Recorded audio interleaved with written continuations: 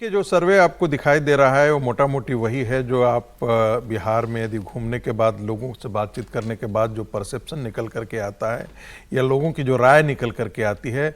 मुझे कहीं एक जगह भी ऐसा नहीं दिखा। मैंने आपसे पहले भी शेयर किया था कि हमने पान की गुमटी से लेकर के चाय की दुकान और बाकी ऐसे लोगों, टैक्सी और रिक्शा चालकों, इन सब लोगों के बीच में जाकर के बात करने के बाद निकला कि तेजस्वी लड़ बहुत अच्छे रहे हैं, लेकिन चुनाव नीतीश जीत रहे हैं। कहीं भी ऐसा नहीं आया कि महागठबंधन जो है वो चुनाव जीतते हुए या सरकार बनाते हुए नजर आई। जो मोटा मोटी परसेप्शन था सीटों को लेकर था, बेशक था कि 140 आएगा, 145 आएगा, 165 आएगा या 175 आएगा।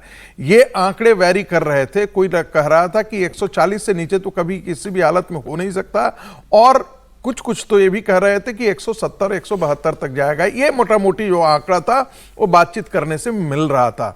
मुझे लगता है कि जो लोगों का परसेप्शन था, जो सो बात करने से जो निकल कर आई, क्योंकि मेरे बातचीत का जो हम कह सकते हैं बातचीत के आधार पर कोई आप निष्कर्ष नहीं निकाल सकते हैं क्योंकि वो साइंटिफिक पद्धति नहीं है, लेकिन एक परसेप्शन, मोटा मोटी आकलन आप जरूर उससे निकाल सकते हैं। और मुझे लगता है कि वो आकलन इस राय से मेल खाते जा रहा है कि भारतीय जनता पार्टी या एनडीए का जो गठबंधन है वो बहुत आगे है और वो वहां पर सरकार बनाने 140 प्लस के बिल्कुल वाली हवा दिख रही है। इसमें कोई कहीं से भी कोई दिक्कत नहीं है। इसमें इंटरेस्टिंग ये है कि पहले फेज में एनडीए ज्यादा अच्छा करेगा, ऐसा भास्कर का सर्वे बता रहा है। 76 से 78 सीटें पहले फेज में, दोनों में बराबर सीटें, 121 से 122 पहले और दूसरे चरण में।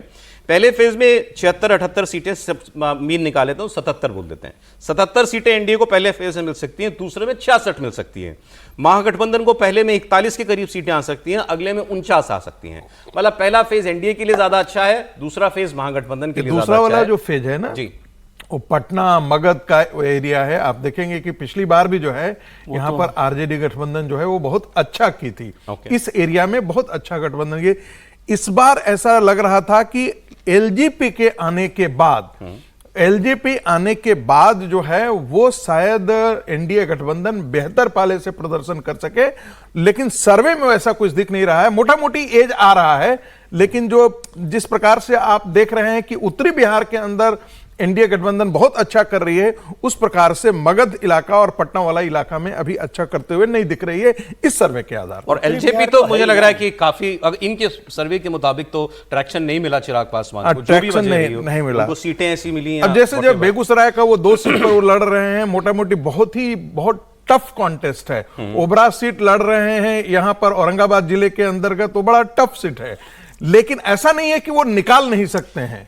यदि आपस में, मैं एक लाइन बस सिर्फ एक शब्द बोल रहा हूं, आपस में यदि कार सेवा नहीं किया तो निकल सकती है सेवा। मतलब कार सेवा का मतलब आप जानते हैं अच्छी तरह, फ्रेंडली फाइट ना कर लिएगा, दोस्ती नहीं। देखिए, दोनों गठबंधनों में जो छोटी पार्टियां थी उनमें खास तौर पर उधर वीआईपी का नाम लिया जा रहा था, जिनके साथ कल तालाब में डुबकी लगाई थी राहुल गांधी ने, और इधर से चिराग पासवान जिन्होंने पिछली बार जेडीयू को बहुत डैमेज किया था। मछली नहीं मिला, लेकिन कि इनके आने से हमको बहुत फायदा होगा।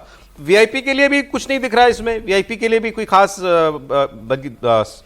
फर्स्ट फेज में तो एक भी सीट नहीं दिया है वीआईपी को भास्कर के सर्वे ने, और ऐसी चिराग पासवान की पार्टी के लिए भी मात्र एक सीट जो है वो दिखाई जा रही है पहले फेज में।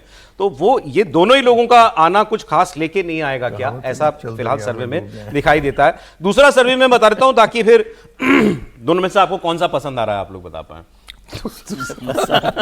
दूसरा सर्वे चल दरिया में डूब जाए, पोल ट्रैकर का सर्वे है। इससे पहले लेकिन याद दिला दूं आपको, क्योंकि कल ही बात हुई थी शायद हमारी, हमने आपको सी वोटर का एक सर्वे दिखाया था, तो उसमें ज्यादा सवाल तो कौन चेहरा पसंद और कौन नहीं, और बाइपोलर इलेक्शन हो जाएगा अगर मान लें उस लोगों से यही कहा जाए केवल 2 ही लोग में से एक मुख्यमंत्री बन सकता है, नीतीश कुमार या तेजस्वी, तो बताइए किसको बनाना है। तो 41% लोग तेजस्वी ने का नाम ले रहे थे और 46% नीतीश कुमार का नाम ले रहे थे।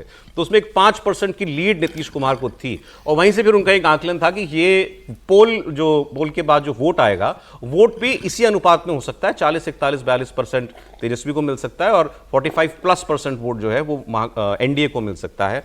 वैसी स्थिति इस सर्वे में दिख रही है, तो दोनों मेल खा रहे हैं। लेकिन पोल ट्रैकर अलग कहानी कह रहा है।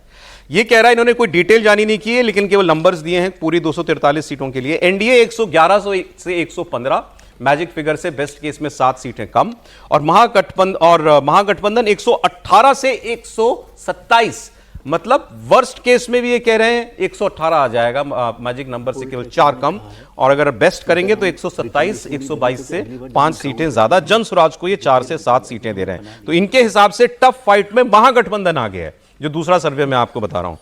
लेकिन अगर दोनों टफ फाइट कह रहे होते तो उसमें किसी एक का अनुमान एक पार्टी की गठबंधन की ओर, दूसरा का दूसरी की ओर, तो समझ में आता।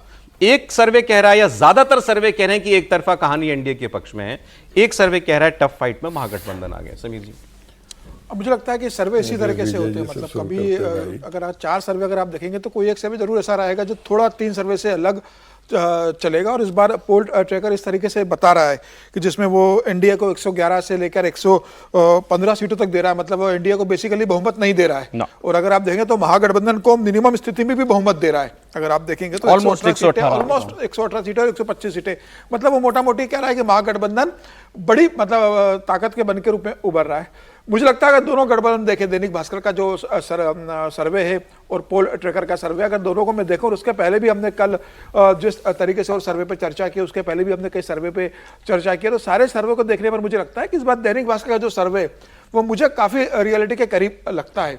और वो जो सर्वे जो बता रहा है जिस तरीके से वहाँ जो भारतीय जनता पार्टी का प्रदर्शन वहीं पर है जहाँ 2020 के करीब अप्रॉक्सीमेटली रहा था भारतीय जनता पार्टी का प्रदर्शन, जेडीयू का प्रदर्शन बेहतर 2020 की तुलना में हो रहा है, और उसका फायदा मुझे लगता है कि एनडीए को मिल रहा है।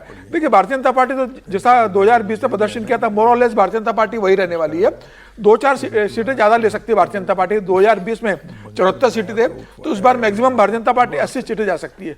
लेकिन 2020 में जो नीतीश कुमार की पार्टी 43 सीटों पर थी, वो इस बार अगर 63 पे चली जाती है या 70 सीटों पे जाती है, तो ये बता रहा है कि सीधे सीधे 20 सीटों का फायदा नीतीश कुमार का हो रहा है, जो 2020 में नुकसान हुआ था। तो आज अगर इंडिया को जो स्पष्ट बहुमत मिल रहा है, उसके वजह सबसे बड़ा कारण ये नजर आ रहा है कि जो चिराग पासवान के कारण वोट 2020 में टूटा था, इस बार वो एनडीए के साथ इंटैक्ट है। भले चिराग लेकिन आपके अनुमान में तो जनसुराज और पीके को बहुत अच्छा करना चाहिए, मतलब बिल्कुल पहले चुनाव के हिसाब से करेगी, तो वो तो इसमें नहीं, भास्कर के पोल में तो वो नहीं दिखता है। नहीं, सीटों में हिसाब से नहीं दिख रहा, लेकिन मुझे लग रहा है कि अगर परसेंटेज में अगर आप देखेंगे तो परसेंटेज में उनको जरूर मिलेगा। और अगर आप बिहार का चुनाव देखें, अगर पिछले 2-3, तो एनडीए और महागठबंधन के बीच में ही 75% करीब वोट बैंक चला जाता है, 22 से 23% वोट दूसरे पार्टी में जाता है। मुझे लगता है कि जो छोटी पार्टी और जो निर्दलीय को नोटा में जो 22 से 23% वोट जाता है, उसमें से एक बड़ा हिस्सा इस बार बड़ी पार्टियों को, स्पेशली एनडीए को इतना डैमेज नहीं करेगा। बाकी छोटे दलों को जो निर्दलीय है उसको डैमेज करके मुझे लगता है। राहुल जी,